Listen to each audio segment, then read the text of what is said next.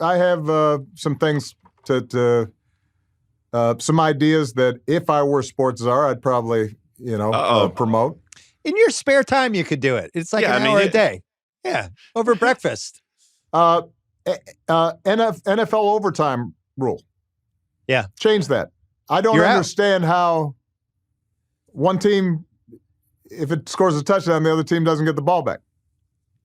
Doesn't make sense to me. Fair. Maybe move the 3-point line back a little bit. Why? So only Dame Lillard and Steph can shoot? Yeah. It should be a little tougher. When I start seeing 7-footers launching threes, that tells me it's gotten too easy. That's a solid point. When Brook Lopez is making them, it's gone too far. Let me ask one of these generational questions for you older guys. Is Steph the greatest shooter of all time? I think he is. That's not even a question. Yeah. Absolutely. I think he has the best hand-eye coordination of just about anyone I've ever seen.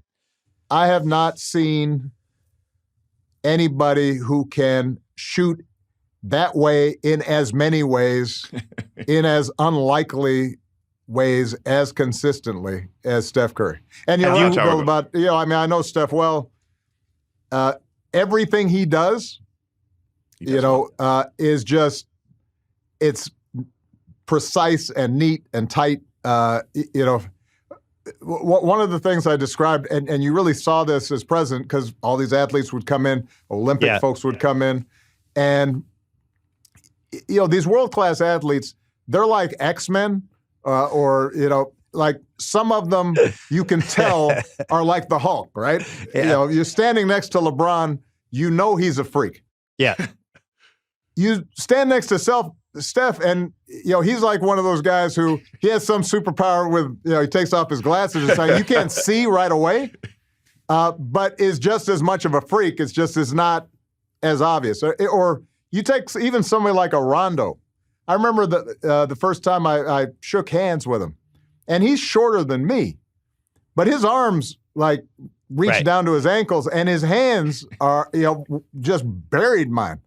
And you realize, there's a reason this guy's a professional. Just because he looks normal, he is not. Bakari, you know what he really just told us? That he's down with Steph Curry in golf. Steph Curry is higher than him in the head-to-head career earnings. With all due respect to my president, Steph beats my president, Barack Obama, in golf every day of the week. Steph is a really good golfer. I mean, Steph Curry, Ray Allen. You know what's interesting? The two best NBA golfers may also be the two best shooters of all time. Yeah, because it's hand-eye. Hand-eye, muscle memory, just being able to repeat a motion. But what does that say about Charles Barkley? Got to be number 3. So what does that say about his? Charles Barkley is definitely not number 3.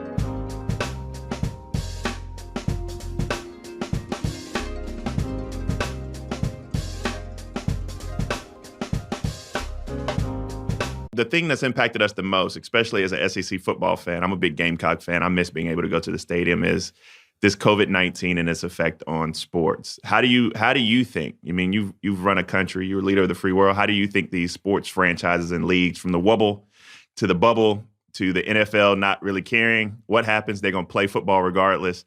How do you think these leagues are handling this COVID outbreak? Yeah, and on top of that, the strategy is the NFL is just like, we're plowing ahead. We're just playing the games. Yeah. The NBA is putting more thought into it. What would you do? Listen, I would say that, number one, it's hard for any of these sports leagues to do a good job if the White House is not doing a good job.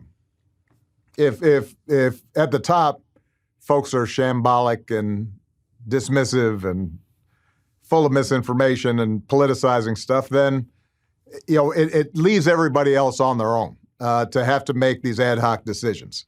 And so with that caveat, I would say the NBA and Adam Silver handled it as well as it could have been handled. And just generally, the partnership between the players, the owners, the commissioner, at least the dialogue, I don't want to over-romanticize it, but you do get a sense that everybody there figured out, look, we're all in this together. if we're going to do it right, this is what we have to do. It's going to require everybody to sacrifice.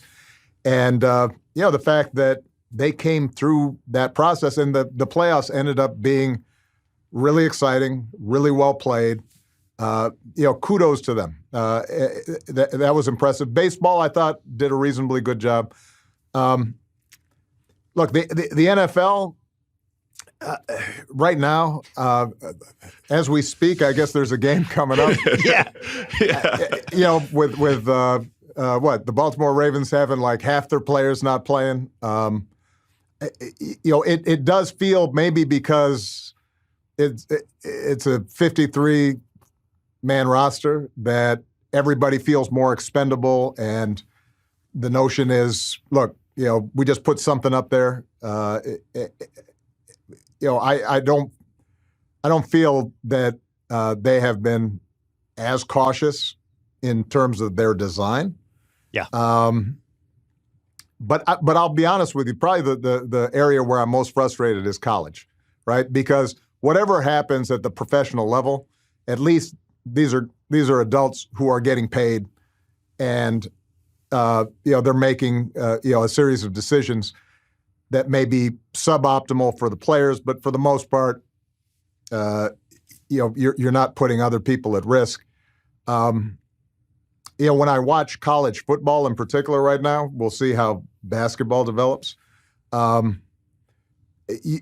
There is this sense of the economics driving a series of decisions in which a bunch of very young people are being put at risk in ways that are unnecessary. But that gets me into a whole set of questions about the NCAA.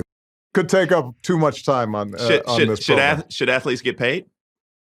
NCAA athletes get paid? Yes. I think that the amount of money that is being made at the college level, the risks that, let's say, college football's players are being subjected to, and the fact that for many of these colleges, what these young people are doing are subsidizing athletic director salaries and coach salaries. All of that argues for a better economic arrangement for them. And I think there is a way of doing that doesn't completely eliminate the traditions and the love we all have for college sports. Yeah. It just means that, if Zion Williamson or Trevor Lawrence or somebody is participating in those sports, and somebody, the local car dealer or what have you, who as it is already probably a booster and doing a whole bunch for that university, wants to also help that student, with their parents or facilitate them, being able to get a better training situation for their next stage. That penalizing those kids when everybody else is benefiting does not make sense to me. And when you look at the history of the NCAA and how it